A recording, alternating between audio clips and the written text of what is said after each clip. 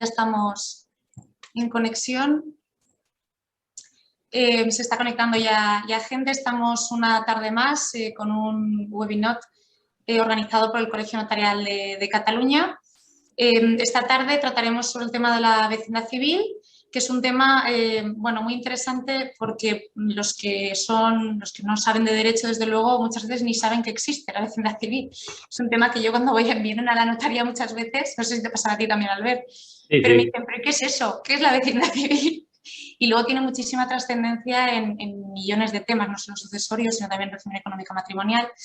Muchos aspectos que bueno, nos va a tratar hoy Albert en su charla. El ponente, como le veis ahí, es Albert Domingo, es director de la Academia de Oposiciones del Colegio. Fue además uno de mis preparadores, o sea que me hace especial ilusión presentarle, le tengo especial cariño. Es además tesorero de la Junta del Colegio de Notarios. Y aunque no le guste, yo lo voy a decir, le dieron la cruz de primera clase de San Raimundo de Peñafort, a riesgo de aunque luego me regañe, por decirlo. Pero hay que decirle, Albert, ha hecho mil cosas que no se pueden enumerar y además la charla creo que tiene bastante enjundia como para que empecemos ya. Albert tiene muchísimas cosas que decir, así que tampoco quiero quitarle mucho tiempo. Os dejo con él, que es un encanto, y adelante, Albert. Muchas gracias, María, muchas gracias. Muchas gracias por tu presentación. Bueno, ya sabes, María, me puedes interrumpir cuando quieras y si hay alguna cosa que ves que no queda claro, no lo expongo bien, tú me corriges ahora en esta ocasión y cambiamos las tornas de cuando tú eras opositora. Bueno, vamos a ver. El objeto de la vecindad civil, como todos vosotros sabéis, la vecindad civil tiene mucha importancia en el mundo notarial. ¿Para determinar qué? Para determinar qué legislación vamos a aplicar dentro de las legislaciones civiles existentes en el Estado español. En definitiva, es un criterio para fijar unos puntos de conexión para determinar la normativa aplicable.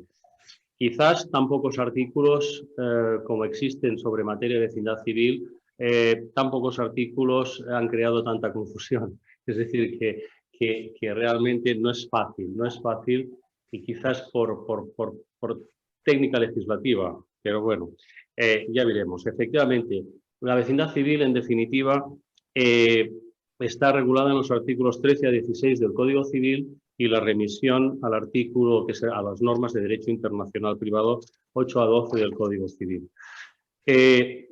La vecindad civil está dentro del derecho civil. Derecho civil es el derecho que regula por autonomía, evidentemente, a las personas y concretamente sus bienes. Y precisamente ahí está la vecindad civil. La vecindad civil lo que trata es de las normas de derechos forales autonómicos, lo que regulan básicamente es ese derecho privado, Código Civil, y esas normas civiles se refieren a las relaciones entre las familias, de las personas y las relaciones con las cosas, de las pertenencias de esas personas con sus cosas. Concretamente, ¿quién tiene competencia en materia de derecho civil? Competencia de derecho civil en materia española la tiene el Estado. Pero el Estado, si cogemos el artículo 149.1.8, vemos que la comparte con determinadas comunidades autónomas, aquellas llamadas históricas, y concretamente tenemos 7 de las 17 comunidades autónomas que han legislado en materia o tienen su propia legislación civil, como son Aragón, con el decreto legislativo del 2011, que tiene su Código de Derecho Foral aragonés. Tenemos Baleares, con su compilación del año 90, reformada en varias ocasiones. Tenemos Cataluña, con los 6 libros y una regulación muy completa, con un código moderno de derecho civil. Tenemos Galicia en el 2006, con el derecho civil de Galicia, con la ley de 2006. Navarra en el año 73, con su compilación. País Vasco, la ley de 2015 de derecho civil del País Vasco. Pero además de estas 7 comunidades que tienen una legislación, diríamos, ya en papel, existe además la Comunidad Valenciana, donde su estatuto de autonomía sí le reconoce, evidentemente, la posibilidad de alguna manera, recuperar sus fueros históricos. Pero como una sentencia del Tribunal Constitucional estableció en el año 2016, esa competencia solo es para regular sus costumbres, pero no otras instituciones que no formen parte de su derecho consuetudinario. Aparte de Valencia, también tenemos otros estatutos de autonomía, como son Asturias y Murcia, que se les reconoce el derecho consuetudinario asturiano y murciano. Y finalmente, no hay que olvidar en Extremadura determinados pueblos donde figura la aplicación de un régimen económico matrimonial muy específico como es el fuero de Bailín. Pues bien, estas normas que intentan solucionar los conflictos que se puedan plantear entre las distintas legislaciones civiles en España es lo que conforman el derecho interregional. Derecho interregional, igual que el derecho internacional privado, lo que pretende es solucionar conflictos que se puedan plantear entre legislaciones, la aplicación de normativas cuando hay derecho extranjero con derecho nacional, cuando hay distintos países, pues el derecho internacional lo que pretende es solucionar los conflictos cuando se dan personas o bienes que están en conflicto entre dos o tres legislaciones civiles dentro de nuestro territorio español.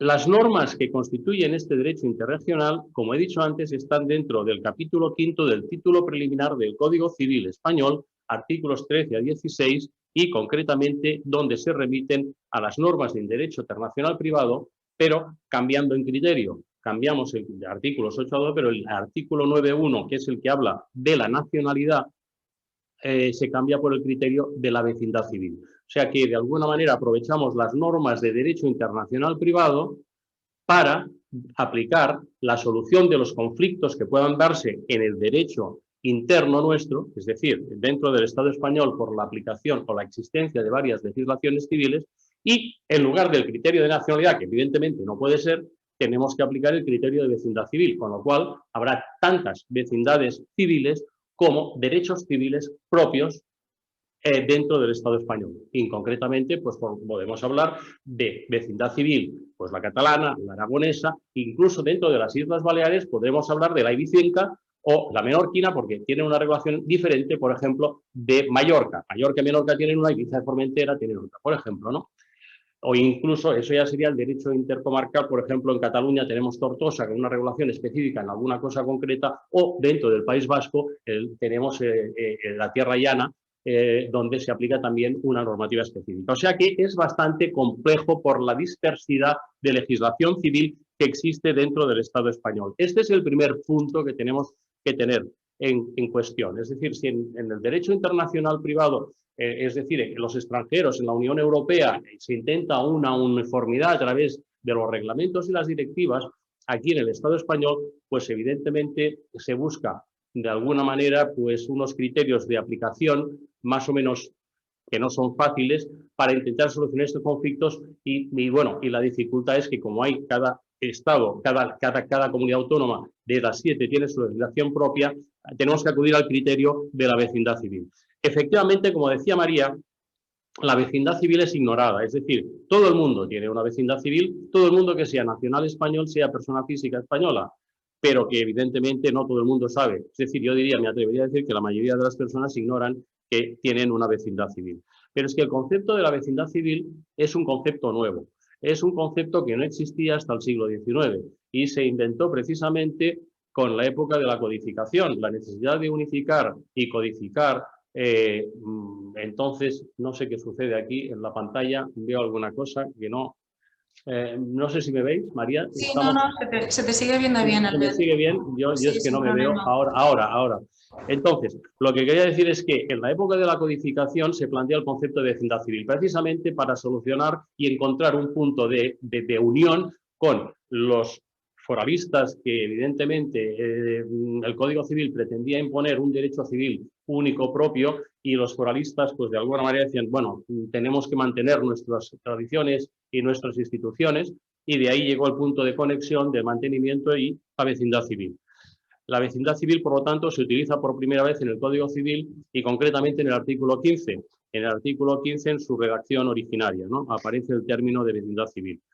Entonces, la vecindad civil, decimos que solo tienen vecindad civil aquellas personas que tienen nacionalidad española y que, a diferencia de la nacionalidad, solamente se puede tener una vecindad civil, no dos vecindades civiles simultáneamente. La naturaleza de la vecindad civil es imperativa, es decir, la norma de la vecindad civil no es no hay la autonomía de la voluntad de las partes para poder modificar. La ley dice la vecindad civil es esta y tiene que ser esta. Lo que sí sucede es que te permite, en determinadas ocasiones, pues la eficacia de determinadas declaraciones de voluntad para optar o modificar esa vecindad civil que ya veremos, la originaria. La originaria es aquella que se adquiere desde que uno nace.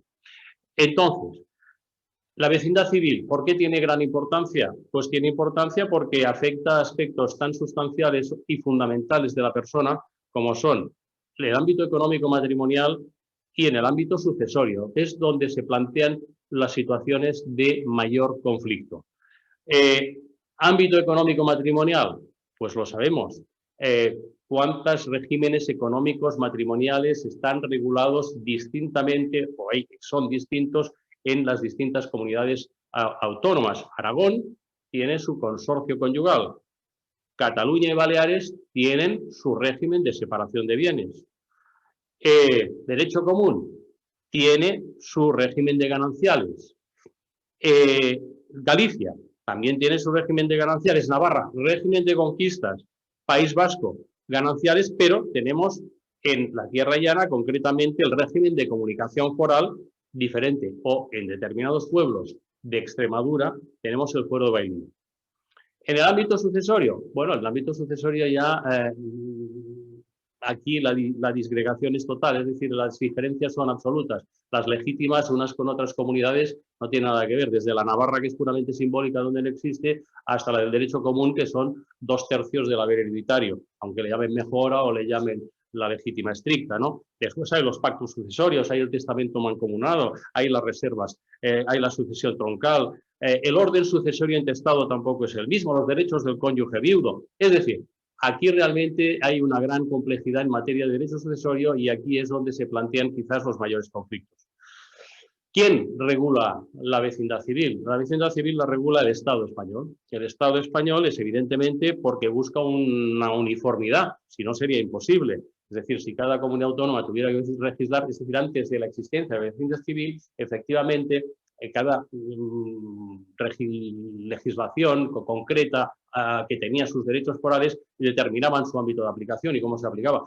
Con la unificación, la codificación, hay que buscar un criterio unitario y ese es el que se establece a través de la vecindad civil y que la competencia es exclusiva del Estado español precisamente para evitar que haya discrepancias y que contradicciones entre legislaciones, con lo cual se busca un principio de paridad de los ordenamientos jurídicos de aplicación con el sistema de la vecindad civil. Entonces, vamos a entrar un poco en materia de vecindad civil, que lo importante es cómo se adquiere, cómo se conserva y cómo se pierde, ¿no? La vecindad civil, ¿cómo se adquiere? La adquisición de la vecindad civil de estos artículos se adquiere por 7 distintas maneras. La primera, la originaria, la principal, ius sanguinis, es decir, el derecho de sangre, la filiación. Y precisamente se adquiere la vecindad civil de los progenitores. El hijo que nace, pues se le atribuye la vecindad civil de los progenitores. Otro problema será cuando los progenitores tienen distinta vecindad civil, pero no hay ningún problema cuando los progenitores tienen la misma vecindad civil. Evidentemente, cuando existe discrepancia o la afiliación es desconocida, tenemos otro criterio, que es el segundo criterio de adquisición originaria, que es por ius soli, es decir, el lugar del nacimiento. Donde naces, adquieres esa vecindad civil cuando se dan las circunstancias de que, por ejemplo, padres tienen distinta vecindad civil y no hacen las opciones que marca la ley, o cuando se desconoce la afiliación del nacido. Otra manera de adquirir la vecindad civil es por la atribución del progenitor o de los ambos progenitores, que pueden optar por elegir o lo de uno o la del otro, como después veremos. Otra es el ius optandi o el derecho de opción que tiene el mismo hijo, una vez ha cumplido una determinada edad, de poder adquirir o escoger una determinada vecindad civil de un padre o de otro, de un progenitor o de otro progenitor. Otra manera es por residencia. Residencia continuada de 10 años sin haber hecho ningún tipo de manifestación o declaración. Automáticamente y sin tú enterarte, has cambiado tu vecindad civil. Lo bueno del caso es que tú no te has enterado. Esa es la cuestión. En cambio, existe la otra donde hay realmente una voluntad y por lo tanto hay una actitud proactiva de aquel que quiere una determinada vecindad civil y por el hecho de residir en un determinado territorio durante 2 años, puede ir al registro civil o puede ante notario hacer la declaración de optar por una vecindad civil de su residencia actual por llevar 2 o más años. Y finalmente hay la vecindad civil que se impone como una cláusula de cierre en virtud de la ley, es decir, una imposición legal, que después veremos que se aplica en caso de duda la del derecho común. Entonces, como vemos, la vecindad civil, de estas 7 maneras de adquirirla, hay unas originarias, como son el jus sanguinis y jus soli, y otras son, evidentemente, las derivadas, que serían, se adquiere una, pero se pierde por una residencia o por una opción concreta, ¿no? La adquisición originaria, filiación y jus soli, jus sanguinis y jus soli, es ipso iure, por primera vez, cuando uno se nace y adquiere esa vecindad civil. Y esa vecindad civil puede venir determinada por filiación porque hay un solo progenitor, o hay un solo adoptante, o hay 2 progenitores, que pueden ser un progenitor masculino y un femenino, o pueden haber 2 progenitores femeninos.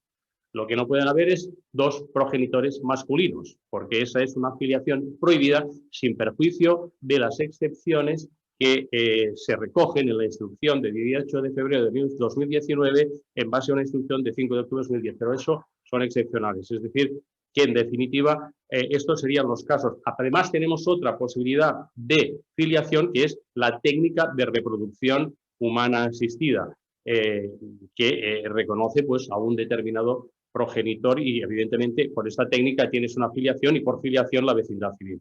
Y después evidentemente por 2 optantes que también pueden ser, aquí sí que pueden ser del mismo o diferente sexo, 2 varones o dos mujeres o hombre y mujer, ¿no? En cuanto a la adquisición de la vecindad civil por ambos progenitores.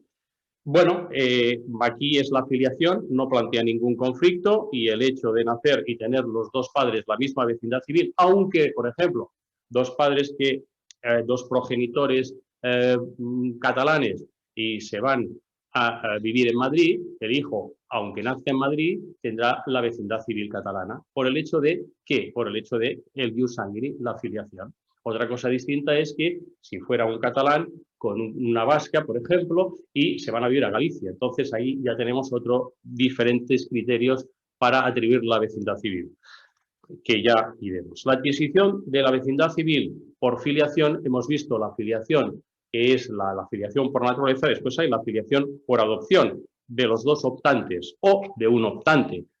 En principio, esta filiación, que evidentemente de adopción tú adquieres esa vecindad civil, pero es que el hijo que adoptas podía haber tenido o tenía otra vecindad civil anteriormente, evidentemente, de un progenitor, por ejemplo, conocido o por el lugar de nacimiento. Pues bien, el hecho de la adopción lo que hace es la extinción de esa adquisición, la adquisición originaria de la primera vecindad civil y tú adquieres la de los progenitores que te han adoptado o del progenitor que te ha adoptado.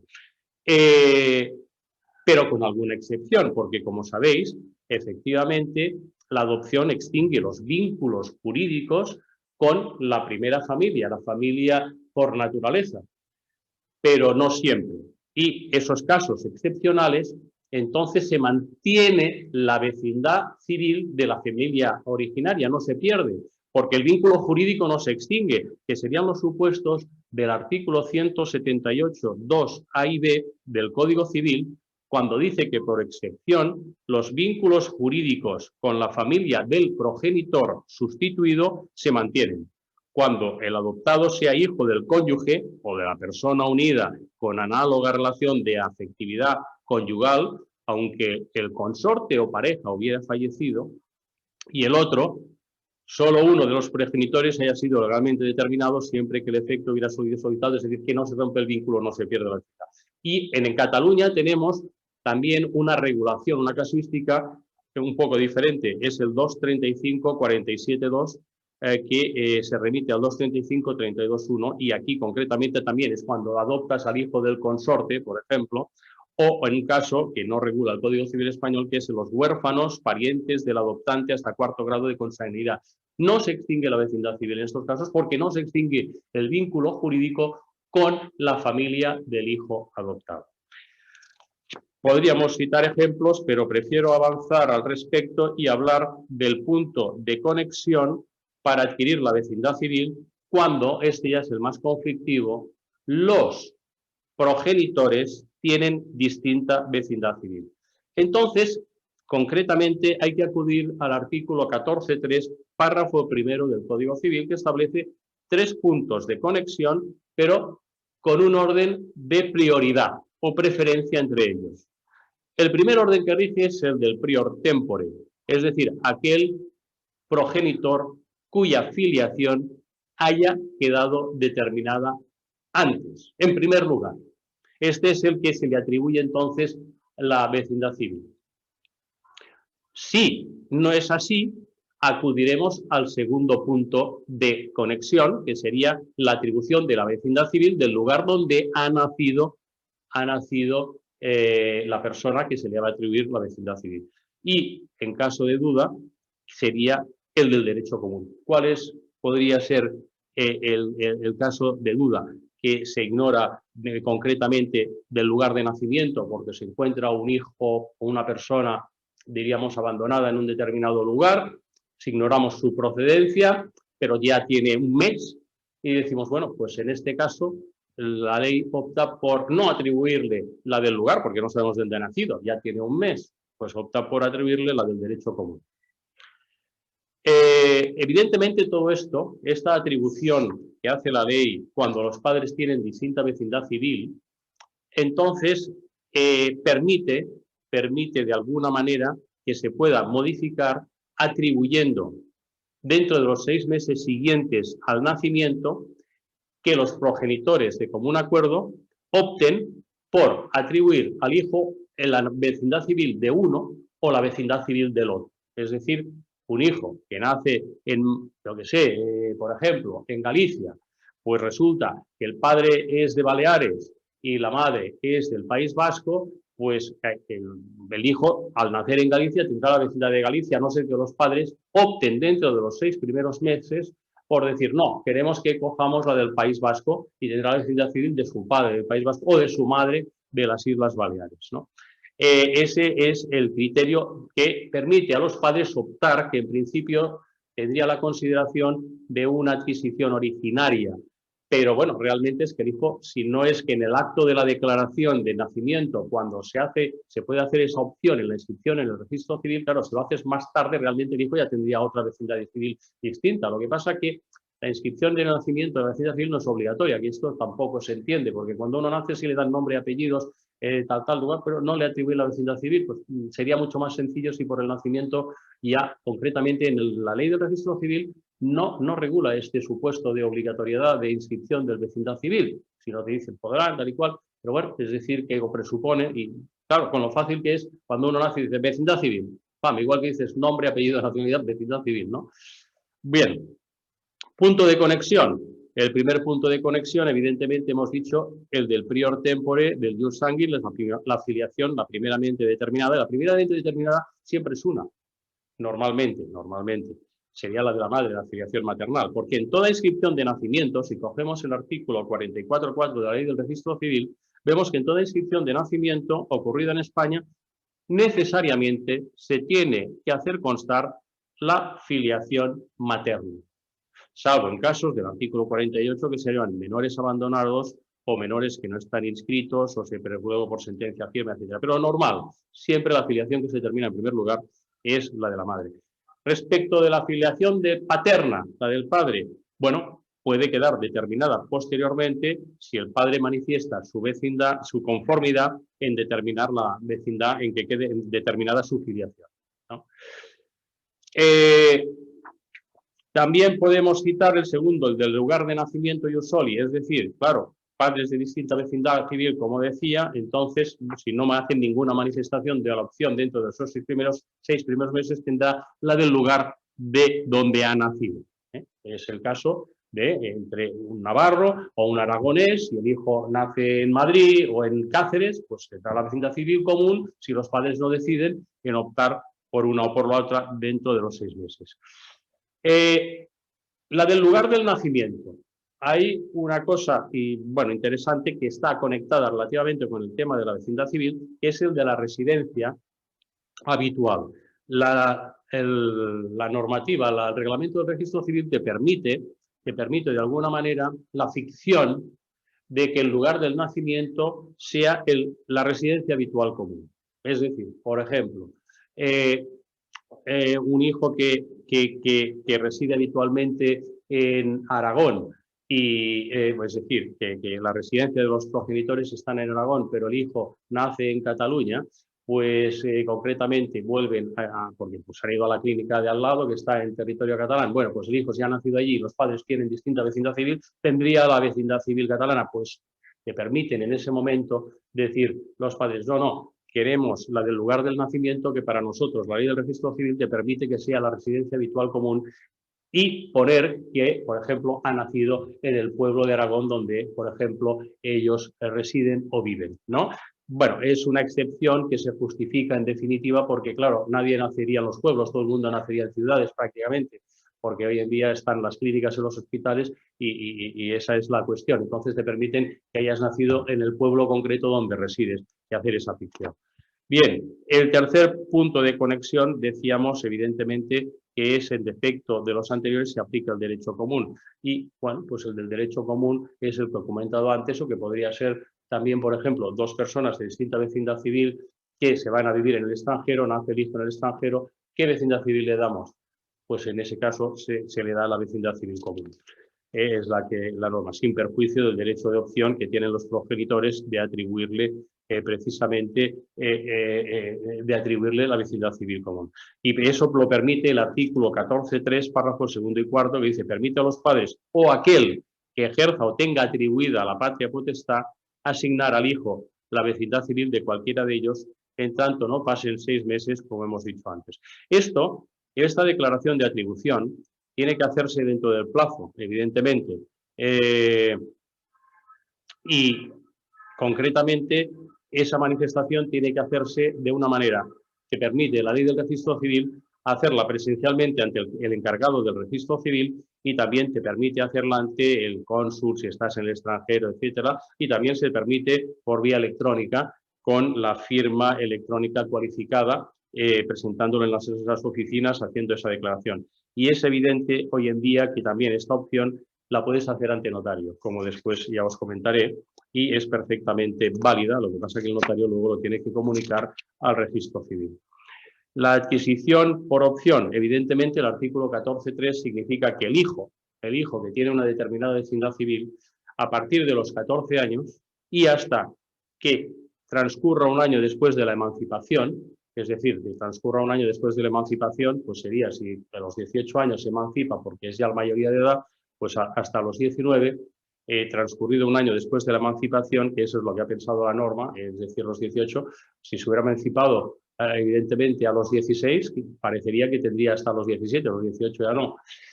Ahí está la cuestión, pero bueno, yo entiendo que la norma está pensando emancipación en el sentido de los 18 años de edad. Te dice, puede optar por la vecindad civil del lugar de nacimiento o de la última vecindad civil de cualquiera de los padres. O sea que da una opción al hijo, que esto evidentemente es que en la práctica debe ser residual, prácticamente nadie, no creo que los hijos vayan optando por esa vecindad civil. Casos excepcionales, entiendo yo, podríamos hacer difícil una estadística del registro civiles, pero bueno, donde existen esas manifestaciones de opción del hijo que al cumplir 14 años y hasta no alcanzar los 19, opte o bien por el lugar donde ha nacido esa vecindad civil, o opte por la vecindad civil de los padres si la tenían distinta.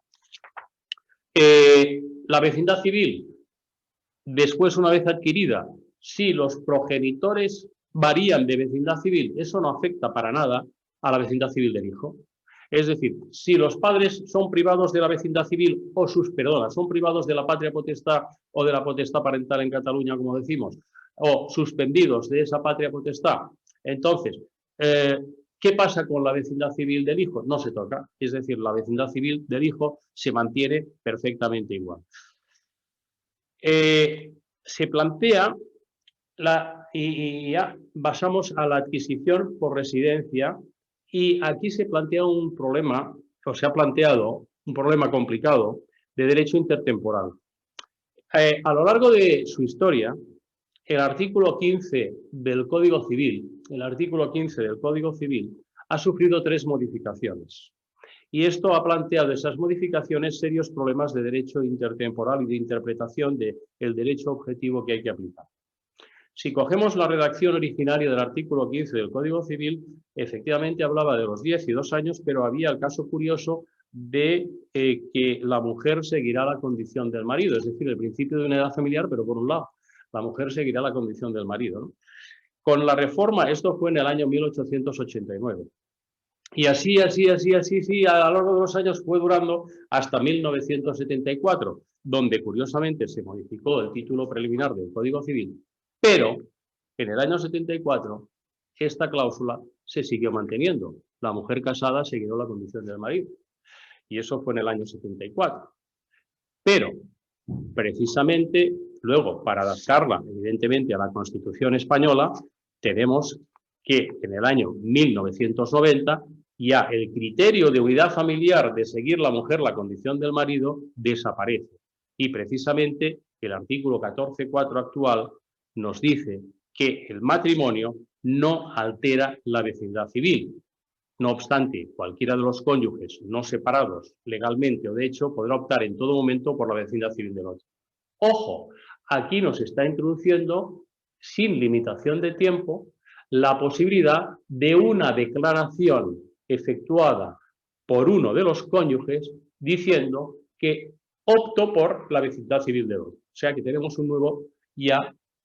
una nueva posibilidad de adquisición derivada de vecindad civil. Es decir, que uno de los cónyuges opta por la vecindad civil del otro al tener los dos distintos. Entonces, aquí Albert, perdona que te interrumpa, pero en el interín me acuerdo que lo tratábamos siempre en dictamen, en el interín del 78, en que sale la Constitución y proclama el principio de igualdad, hasta que sale la reforma en 1990, ¿ahí qué doctrina sigues tú? Por curiosidad. No, yo la tengo muy clara, María, la tengo muy clara. Efectivamente. Ahí, como tú dices, ¿qué criterio se sigue? Evidentemente, podemos decir, vamos a ver, por ejemplo, un matrimonio celebrado estando vigente el artículo 15 del Código Civil en su versión originaria, ¿no? Es evidente que aquí el principio de unidad familiar, la mujer cambiaba tantas veces de vecindad civil como cambiaba el marido. O sea que aquí la mujer iba siguiendo la vecindad civil. Ya sé, María, que esto te parece una aberración. A ti, mujer, notaria, joven, independiente, y lógicamente dices, oiga, ¿cómo yo? Me dice seguirla. A mí, ¿qué? ¿Cómo? Está claro. Entiendo perfectamente tu criterio. Evidentemente, luego el problema ya es cuando viene, el problema es que cuando se hizo la modificación del Código Civil, el título primero en el 74, no se pensó en que eso se tenía que haber eliminado o cambiado. Y evidentemente es cuando entra la Constitución española en el año 1978 y después hay efectivamente la modificación de la redacción actual de 1990. ¿Qué sucede entre tanto, no? Entonces es el matrimonio celebrado estando vigente el artículo 14, redactado de acuerdo con la norma de 1990, la redacción no, la anterior, es decir, en el año 74 y hasta la modificación del año 90, ¿no? Entonces, en estos casos, en este supuesto, yo te diré que aquí sí se plantea el derecho intertemporal, sobre todo por la entrada en vigor de la Constitución española. Y entonces hay, como tú bien dices, las dos posturas. Una es la que sostiene que, no obstante haber entrado en vigor la Constitución española, todavía la mujer sigue la condición del marido y te dan una serie de argumentos hasta que, evidentemente, hay la modificación, te dan una serie de argumentos como que los efectos de la entrada en vigor de la Constitución española no son retroactivos y, por tanto, no se aplican a matrimonios contraídos antes de su entrada en vigor, porque el artículo 14.4 existía y estaba vigente y en ese momento no era contrario a ninguna norma de igual o superior rango. Y esa situación estaba consolidada. Eso es un argumento. El artículo 14 4 no admite ninguna otra interpretación que es la que hay. Iope legis sigue la condición del marido y se ha acabado. Y esta postura, además, curiosamente, está refrendada por la ley que modificó ese criterio de la ley de 1990. En la disposición transitoria, fíjate tú, se dice, la mujer podrá recuperar, declarando así en el registro civil en el plazo de un año a partir de la publicación de esta ley la vecindad civil que hubiera perdido. O sea, la mujer casada que hubiera perdido su vecindad civil por seguir la condición de su marido, dice, podrá recuperarla dentro del año, con lo cual, claro, de alguna manera te está diciendo esta disposición transitoria, ojo que eso sigue siendo válido, ¿no? El hecho de que el legislador crea una disposición transitoria dando un plazo de un año a una mujer para que pueda recuperar, te está dando ya unos argumentos, diríamos, legislativos de cierta solidez para mantener ese criterio. Y además tenemos la resolución de 24 de enero de 2005 donde se dice que se mantiene este criterio, no obstante la reforma, en el sentido de que tiene que hacer esa declaración la mujer, etcétera, etcétera, ¿no? Ese sería. Pero bien, yo en cambio me decanto por la postura que es la contraria, ¿no? La de que la entrada en vigor de la Constitución española, el artículo 14.4, para mí, de alguna manera, no puede mantenerse en vigor precisamente porque es contrario a una norma de rango superior como es la Constitución española. Y por tanto, queda derogado. Y queda derogado por esa misma disposición derogatoria tercera de la Constitución española que dice: asimismo, quedan derogadas cuantas disposiciones se opongan a lo establecido en esta Constitución. Y es que da la casualidad que este parrafito de este artículo 14, el párrafo cuarto, el número 4 del párrafo 14, es contrario, evidentemente, al artículo 10.1 de la Constitución española, que proclama el principio de dignidad de las personas, es contrario al artículo 14, que proclama la igualdad de los españoles y que no puede prevalecer ningún tipo de discriminación por razón de sexo. Es contrario al artículo 9.3, que proclama el principio de legalidad y jerarquía normativa, y es contrario al artículo 32.1, que proclama el principio de plena igualdad jurídica por razón del matrimonio. O sea, fíjate tú, no es que sea contrario a una norma constitucional, es contrario a 4 principios constitucionales. Evidentemente, para mí esto es definitivo.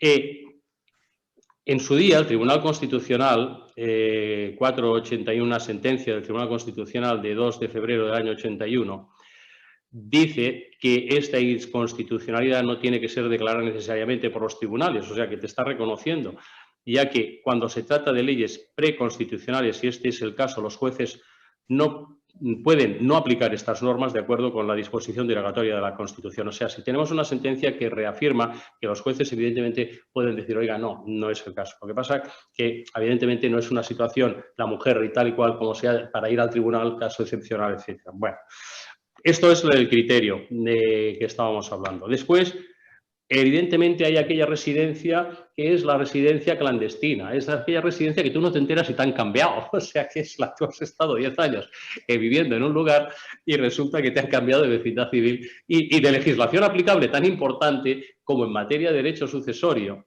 materia de legítimas, que eso, o efectos del matrimonio, los efectos del matrimonio que le aplica la normativa del lugar de celebración del matrimonio, o sea que eso es otra historia, Entonces, aquí tenemos por residencia el 14.5 segundo nos dice que la vecindad civil se adquiere por residencia continuada de 10 años sin declaración en contrario durante este plazo.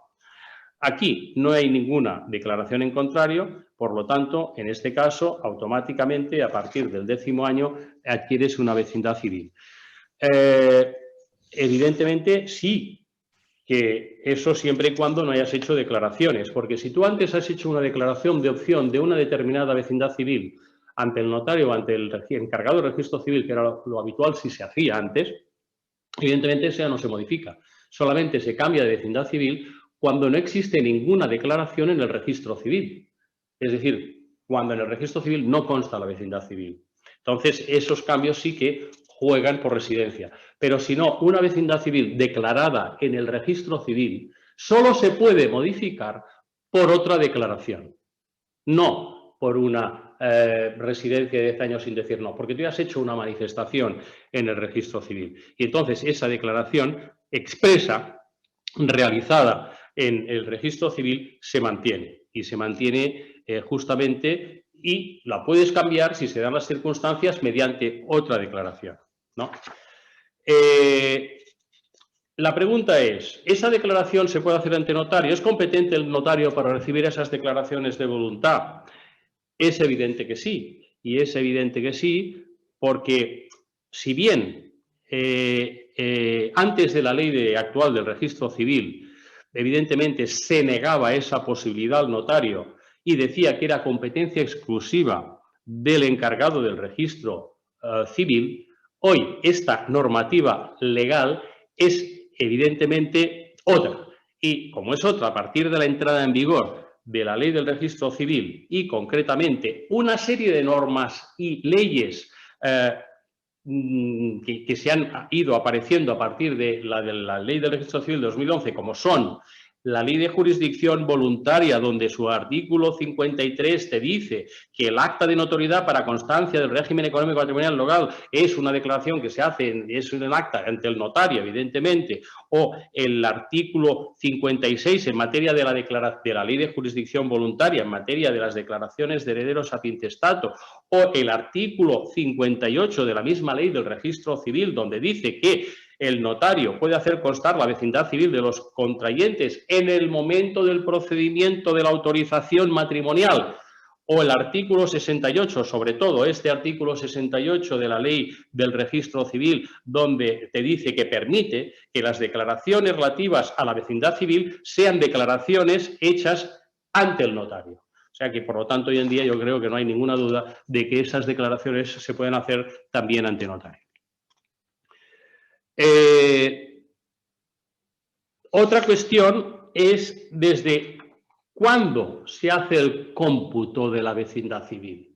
Eso ha sido un problema que ha traído realmente muchas páginas de discusión en relación a si la minoría de edad computa para determinar o no la vecindad civil. Hay sentencias contradictorias incluso del Tribunal Supremo y evidentemente la doctrina también está encontrada hasta el momento en la sentencia del Tribunal Supremo de 16 de diciembre de 2015, que en recurso de casación por razón de interés casacional, o sea que crea jurisprudencia, cierra esta polémica creada y entiende que efectivamente el cómputo de los 10 años para cambiar de vecindad civil automáticamente es a partir de que cumples 18 años, la mayoría de edad, porque es cuando se entiende que no podía legalmente regir su persona y se computa.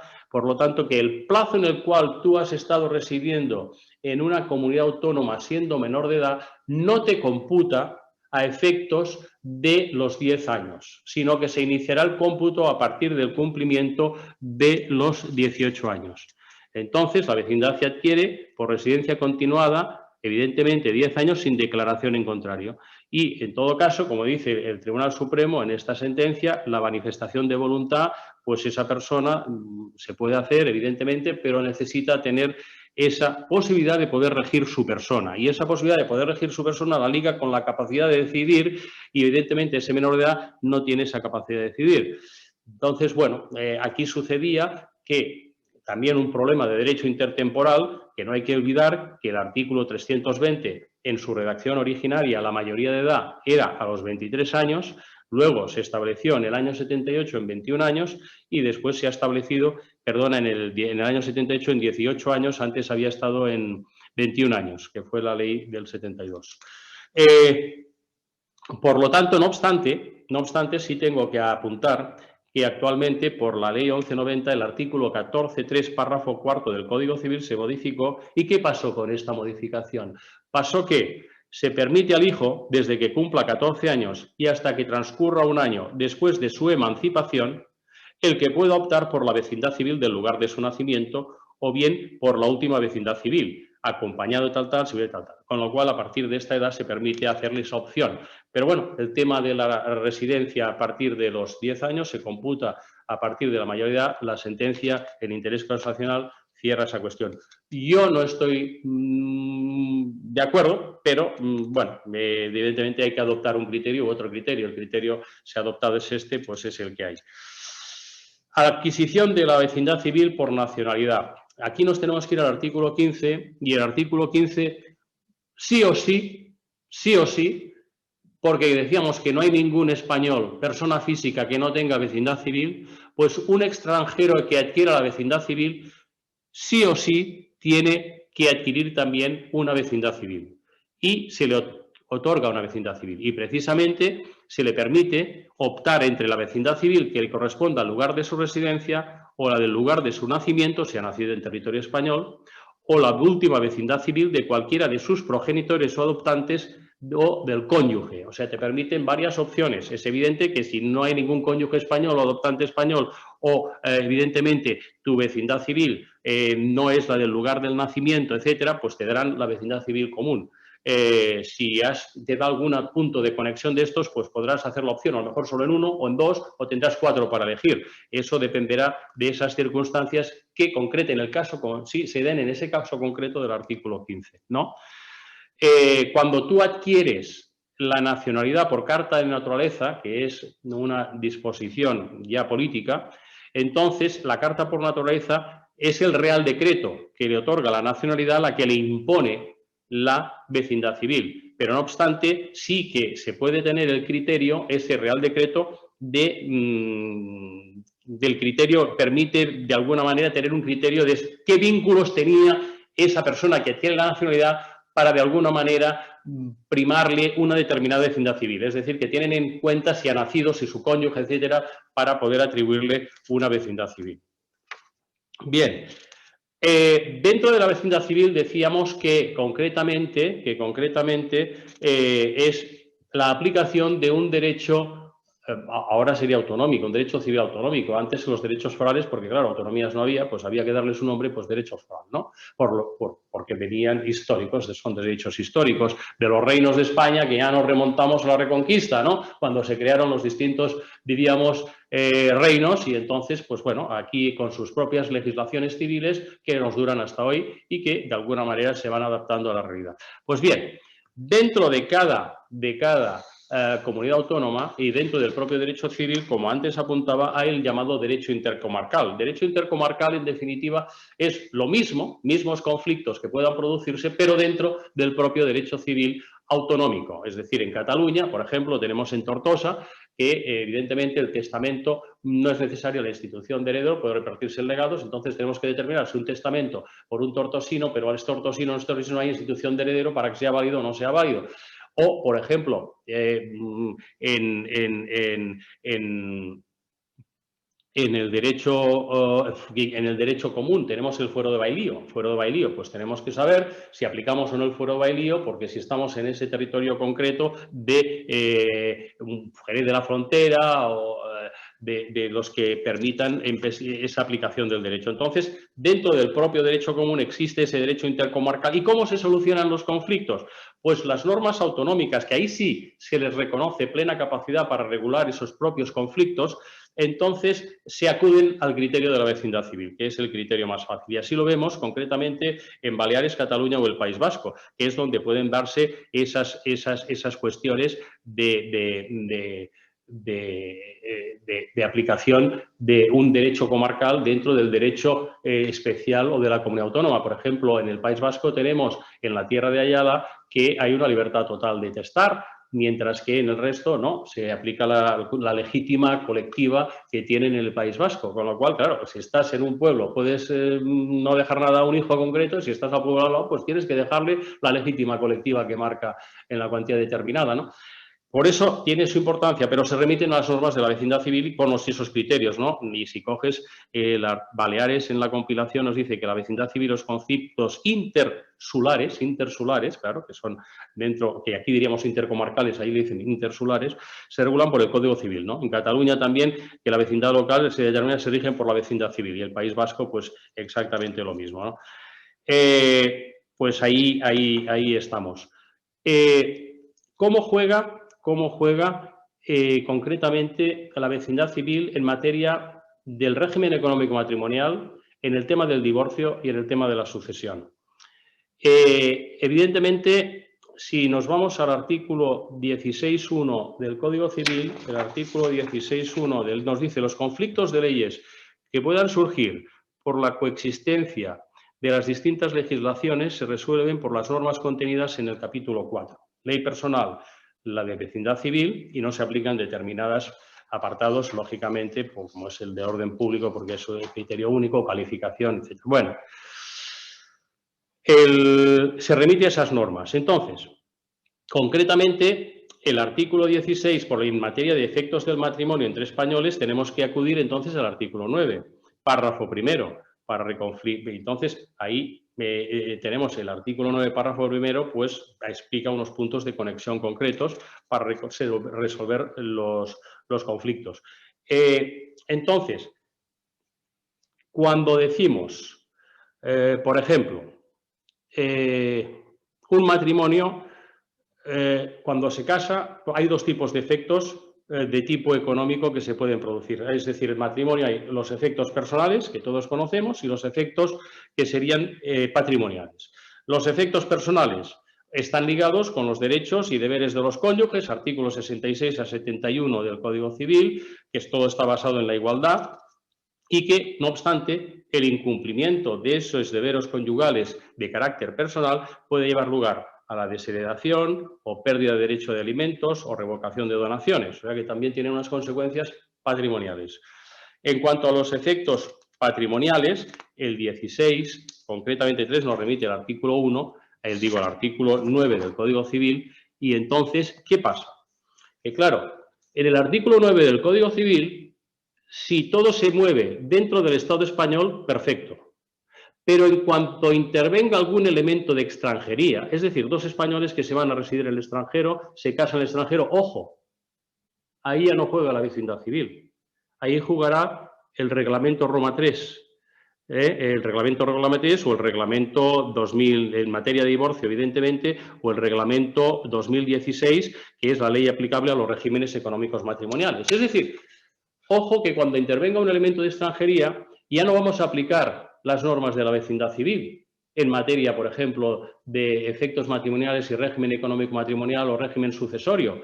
Tendremos que acudir a la normativa de la Unión Europea, concretamente estos reglamentos, que son el de reglamento en materia de divorcio, que es el Roma III, o el reglamento del año 2016 en materia de la ley aplicable a los regímenes económicos matrimoniales.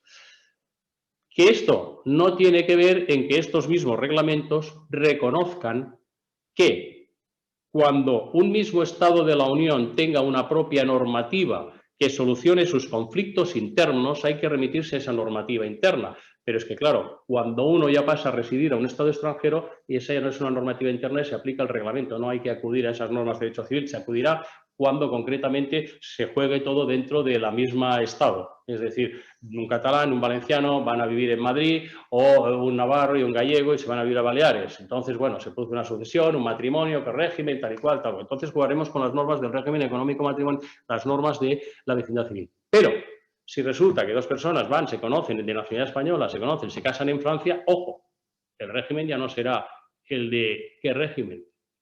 Claro, entonces será el régimen del lugar de celebración del matrimonio, si no han pactado o no han hecho capítulos matrimoniales. Será el régimen de communauté francés, el régimen de la comunidad francesa de gananciales que tienen de Osaqué, la communauté Osaqué. Entonces hay que tener en cuenta esto, que cuando intervenga un elemento de extranjería, entonces el tema de la vecindad civil, ojo, que cambia. Y tanto en materia de divorcio como en materia de régimen económico matrimonial. Bien. Sin perjuicio de que, como sabemos, siempre cabe, evidentemente, siempre cabe el tema de la elección por capítulos. Y evidentemente, los capítulos puedes pactar antes del matrimonio y después del matrimonio. ¿Qué más podemos decir en relación a todo esto? Bueno, tengo una serie de ejemplos que vamos aquí. En materia de unión estable de pareja. En materia de unión estable de pareja, en el Estado español tenemos un caos absoluto. Es una pena decirlo así, pero tenemos confusión. El Estado no regula, Entonces, sí, regula parcialmente. Es decir, tenemos, evidentemente, normativa sectorial. Por ejemplo, materia mercantil, ¿no? Pues a las personas vinculadas con el administrador, conflicto de intereses. En materia de Código Civil, pues es el matrimonio nulo por convivir un año, convalida, etcétera, el artículo 75-76, causa de pérdida de pensión, materia notarial, incompatibilidad para ejercer en la misma población, seguridad social, etc. O sea, sí que hay normativa concretamente sectorial, pero no hay una normativa de parejas. En cambio, todas las comunidades autónomas, prácticamente casi todas, dicen algo sobre materia de parejas de hecho. Y concretamente, al decir materias de parejas de hecho, el tema se complica un poco más cuando existe el registro, que ahora prácticamente todas tienen registro. Antes Navarra, Cataluña no tenían, pero como evidentemente hay el reglamento europeo 2016, que concretamente este reglamento te obliga o te habla de parejas registradas, de alguna manera, pero claro, el registro es obligatorio en ese reglamento, el registro es obligatorio. Es decir, tiene que ser en un lugar de una comunidad donde te obligan a registrar. En Cataluña no te obligan a registrar, en Navarra no te obligan. Es decir, por ejemplo, en el Estado español hay registros que tienen un carácter constitutivo de la pareja y estos registros son, por ejemplo, Andalucía, Aragón, Baleares, Extremadura, Madrid, Galicia. Pero otras, en cambio, tienen un carácter puramente declarativo. Es un reconocimiento de algo que se ha hecho antes y dice, no, yo no te constituyo por el hecho de estar inscrito, sino que tú ya estás antes constituido. Y eso es, por ejemplo, en Navarra, en Cataluña, en Canarias, Castilla y León, Asturias, La Mancha, etc.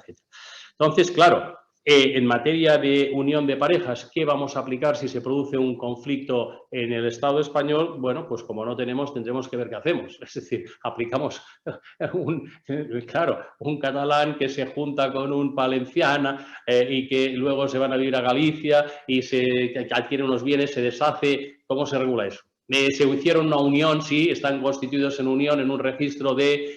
Bueno, pues hay que determinar, el juez determinará a ver qué solución, qué derecho o qué normativa aplicará, porque evidentemente la normativa, según qué tipo de comunidad autónoma, es distinta. Sobre todo en Cataluña hay una regulación muy concreta en materias sucesorias e incluso de separaciones. La regulación de la separación, de hecho, en Cataluña está regulada con unos...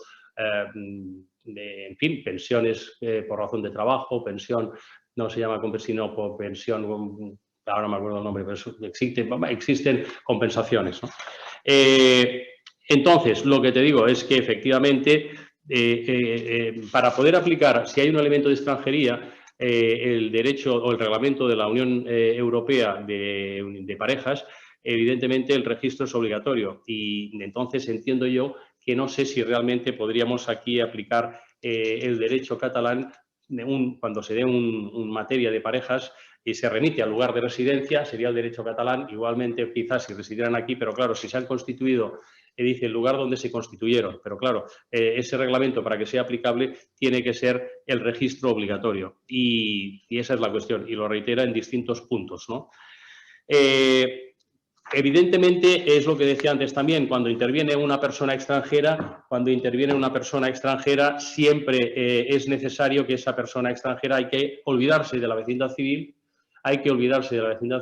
y hay que acudir a los criterios de la Unión Europea, es decir, los reglamentos europeos, sobre todo el reglamento de sucesiones, que es el que da mucho juego y que precisamente, recordar en materia del País Vasco, en materia de Baleares, cuando un belga quería hacer e hizo un pacto sucesorio de atribución de presente, que es que normativa si se le podía aplicar o no, y el tribunal concretamente, el Tribunal Superior de las Islas Baleares, efectivamente dio la razón de que sí, que ese señor podía otorgar un extranjero, un belga, un pacto sucesorio que está prohibido en el derecho común y tendría que, en definitiva, aplicarse. Se discutía si se aplicaba el derecho común y resoluciones de la Dirección General decían que sí, pero el Tribunal Superior de Justicia dijo que no, que se aplicaba el derecho foral, en este caso el derecho de Mallorca, o no sé si era Menorca o Ibiza, y que permitía y le permite realmente aplicar el derecho y que ese belga podía perfectamente hacer en España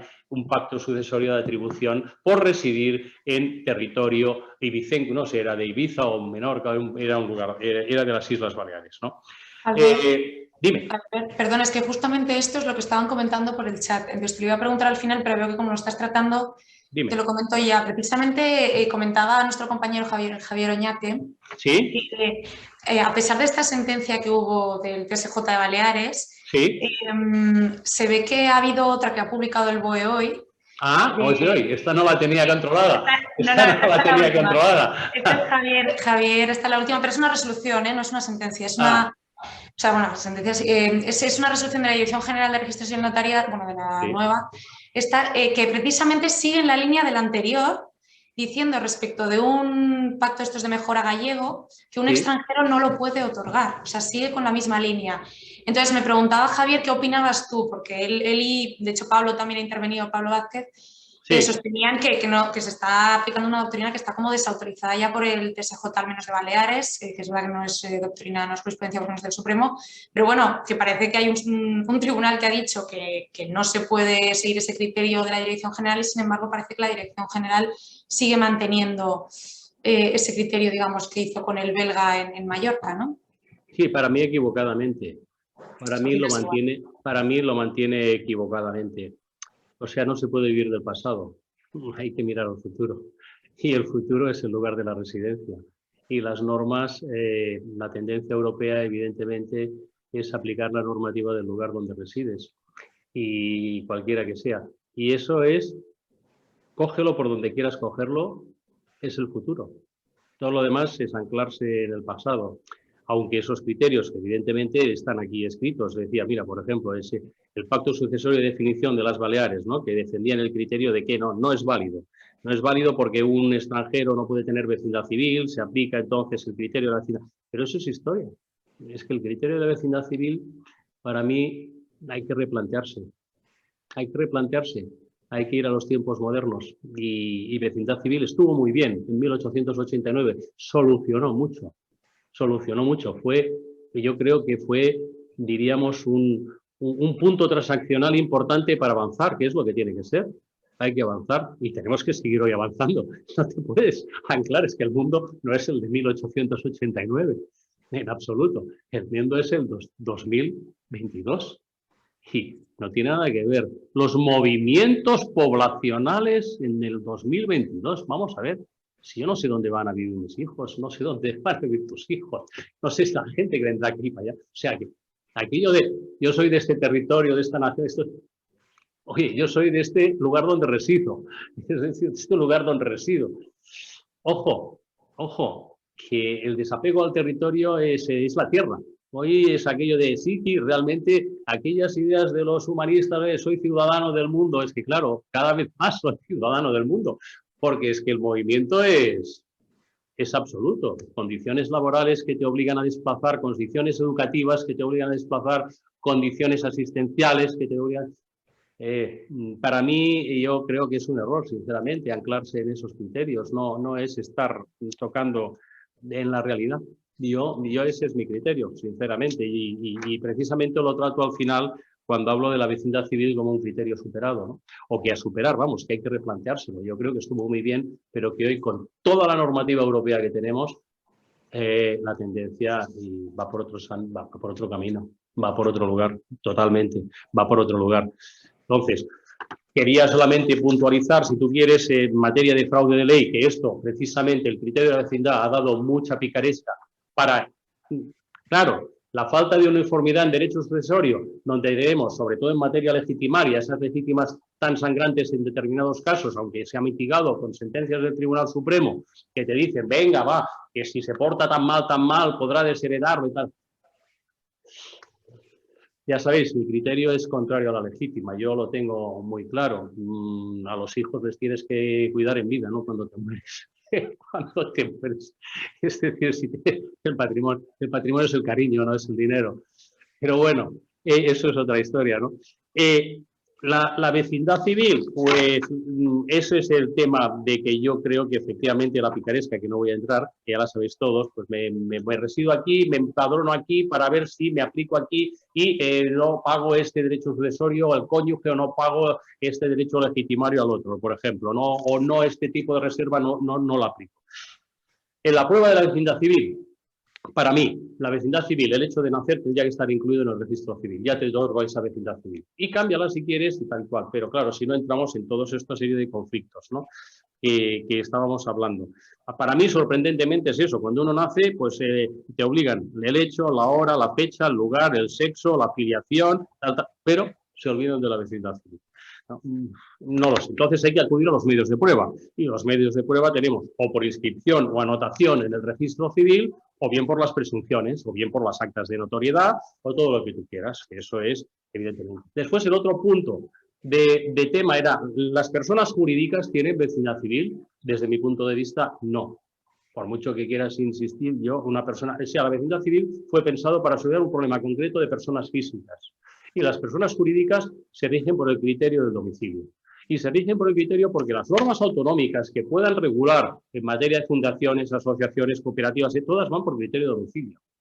El criterio de vecindad civil, no. O sea que no le veo yo buscar a la vecindad civil el criterio en las personas jurídicas. Yo creo que fue una regulación específica para personas físicas españolas y las personas jurídicas ya se defienden perfectamente con el domicilio, centro de intereses o importancia, donde tienen la mayor producción de intereses, ya está regulado. Y está regulado además por normativa europea también. Mi criterio final, es decir, crítico, pues es lo que decíamos. Yo creo que hoy en día el criterio de la vecindad civil habría que replanteárselo y buscar el criterio más en unión de la Unión Europea en materia de residencia y centro de intereses y con un criterio un poco más flexible, no tan rígido como el criterio de la vecindad civil, que es un criterio bastante rígido y que te obliga a unas determinadas actitudes proactivas que solamente aquel que conoce se puede beneficiar y el que desconoce entonces se lleva todas las sorpresas del mundo y sin sabores en muchos casos. Esa es mi exposición, María. No sé si más o menos ha colmado el interés, pero lo hemos intentado con un tema tan complejo como es el de la vecindad civil, que de fácil tiene poco. Muy bien, no, muy bien. A ver, no, te leo un poco, bueno, en el chat lo que están discutiendo era un poco lo de la resolución esta última. Han comentado que en una revista española de Derecho Internacional van a comentar precisamente esta sentencia de Baleares y hay una posición a favor y otra en contra, tanto de la Dirección General como, o sea, a favor de la Dirección General como en contra de la Dirección General y a favor de lo que decía el tribunal. Y luego también ha preguntado Josep Sotelo, en un momento dado, cómo probar el cambio de residencia a efectos de cuando empieza a computar el plazo de los 10 años de la vecindad civil, cuando no te has registrado en un empadronamiento, ¿no? Entonces, bueno, lo ha preguntado así al aire. Bueno, ¿cómo estamos en el tema? Hombre, es evidente que tendremos que acudir a lo de siempre. Tú sabes que en el mundo del derecho, sobre todo en el mundo del derecho procesal, la probática es la esencia. Hay que saber derecho procesal, pero evidentemente todo se sustenta en ganar o perder en función de la prueba, ¿no? Y los estudios sobre la prueba o la probática que te dicen. Aquí, evidentemente, ¿cómo se podrá acreditar? Evidentemente, los medios de prueba tendremos que acudir a un acta de notoriedad. ¿El acta de notoriedad o por una resolución judicial firme cuando hay discrepancias o falta de conformidad entre las partes o hay conflicto, ¿no? Entonces, evidentemente, yo creo que tendremos que acudir, no se me ocurre otra cosa, o una sentencia o un acta de notoriedad. Y después hay las presunciones, ¿no? Pero siempre las presunciones van a servir para que alguien declare qué. Y ese alguien que declare qué, o es un notario a través de un acta de notoriedad, o es un juez a través de una resolución judicial. Y entonces, si no hay conflicto, no hay problema. Cuando entendemos que pues, tú manifiestas que tienes los 10 años y acreditas que dices, oiga, tengo 10 años, bueno, ya soy de esa residencia. Es que el que se le atribuye automáticamente el tema de la residencia por el transcurso de los 10 años, ese no va a ningún lugar. Solamente tú le preguntas, vamos, ¿cuántas veces en los despachos no nos hemos encontrado? Tráigame las escrituras de la sucesión. Casado en separación, casado en gananciales, bueno, ¿en qué quedamos? Y te encuentras que los regímenes económicos en dos escrituras de los mismos cónyuges tienen regímenes económicos distintos. ¿Es que han hecho capítulos? No, no hemos hecho nada. Pero le preguntaron, pues ya a mí, no sé, ya sabes. Entonces dices, bueno, vamos a arreglar. Entonces tienes que hacer la función de investigación y decir, bueno, vamos a investigar en qué realmente, qué régimen es, si el de gananciales, y tienes que preguntarle, ¿dónde se casaron? ¿Y cuánto tiempo antes de casarse, qué vecindad tenía usted, qué vecindad tenía? ¿Vivían aquí, vivían allá? No sé, claro, tienes que hacer función de detective casi para determinar realmente el régimen real económico matrimonial en el cual están casados, ¿no?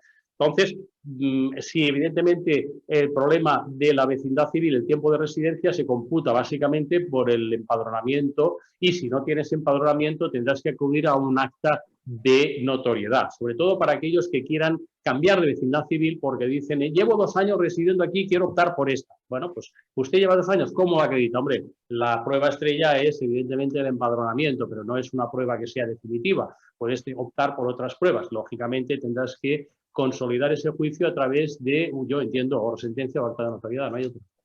Sí, sí, sí. Pues ya está, no había tampoco más pruebas, se han discutido sobre el tema que ya hemos comentado antes de la resolución de Baleares y ahora la nueva que han publicado, que la tengo que leer yo también porque se ha salido hoy y la verdad es que bueno, tenemos a Javier Oñate que está realmente al día. Yo me la imprimiré y me la voy a leer también porque realmente me sorprende también que sigan manteniendo el criterio de la Dirección General. Bueno, pero bueno, miraremos a ver qué dicen. Bueno, María, cuando tú llegues a la Dirección General, a lo mejor tenemos suerte y podemos cambiar. A mí ya no me coge, pero a ti te puede coger fácilmente. No creo. Bueno, en cualquier caso, muchas gracias, Albert, por tu exposición. Gracias a ti. Ha sido muy interesante, muy didáctica, como siempre. Gracias a los espectadores por estar ahí también. Y nada, la semana que viene pues habrá otra nueva webinota a las 7:30 como cada miércoles. Un saludo a todos y muchas gracias. Gracias.